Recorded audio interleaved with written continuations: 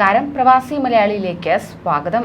വിദേശത്ത് നിന്നെത്തുന്ന എല്ലാ യാത്രക്കാർക്കും വിമാനത്താവളത്തിൽ കോവിഡ് RT-PCR പരിശോധന നടത്തേണ്ട എന്ന മന്ത്രിസഭാ തീരുമാനത്തിന്റെ ഭാഗമായി പുറത്തിറക്കിയ പുതിയ മാർഗനിർദ്ദേശത്തിൽ ആശയക്കുഴപ്പം ഉടലെടുത്തിരിക്കുകയാണ്. അതായത് കേന്ദ്ര നിർദ്ദേശത്തിനെതിരായുള്ള കാര്യങ്ങളാണ് ഇതിൽ ഉൾപ്പെടുത്തിയിരിക്കുന്നത്. UAE-യിലേക്ക് പോകുന്ന യാത്രക്കാരുടെ റാപ്പിഡ് PCR കോവിഡ് പരിശോധനയ്ക്ക് ഈടാക്കുന്ന 2490 രൂപ കുറയ്ക്കുന്നത് സംബന്ധിച്ച പരാമർശം ഇതിൽ ഉൾപ്പെടുത്തിയിട്ടില്ല.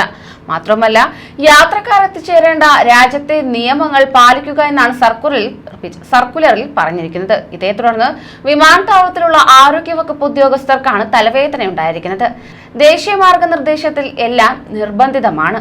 സംസ്ഥാന മാർഗനിർദ്ദേശത്തിൽ നിർദ്ദേശങ്ങൾ അഡ്വൈസബിൾ ആണ്, അതായത് വേണമെങ്കിൽ തിരഞ്ഞെടുക്കാം.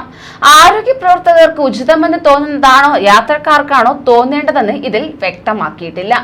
ദേശീയ മാർഗനിർദ്ദേശപ്രകാരം ഹൈറിസ്ക് രാജ്യങ്ങളിൽ നിന്നെത്തുന്ന എല്ലാവരെയും ഓരോ ഫ്ലൈറ്റിലെയും 2% യാത്രക്കാരെയാണ് നിർബന്ധമായും അറൈവൽ സമയത്ത് കോവിഡ് പരിശോധനയ്ക്ക് വിധേയരാക്കുന്നത്.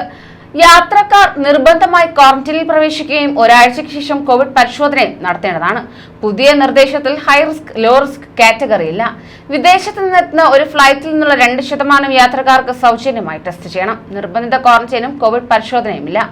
അതേസമയം വിമാനത്താവളങ്ങളിലെ കോവിഡ് പരിശോധനയിൽ പോസിറ്റീവായതിനു പിന്നാലെ ഭൂരിഭാഗം യാത്രക്കാരും യാത്ര പാതിവഴിയിലാക്കി മടങ്ങുകയാണ്. ഇതുമൂലം വിമാന ടിക്കറ്റ്, PCR ടെസ്റ്റ്, യാത്രാ ചെലവ് എന്നിവയിൽ വൻതുകയാണ് യാത്രക്കാർക്ക് നഷ്ടമാകുന്നത്.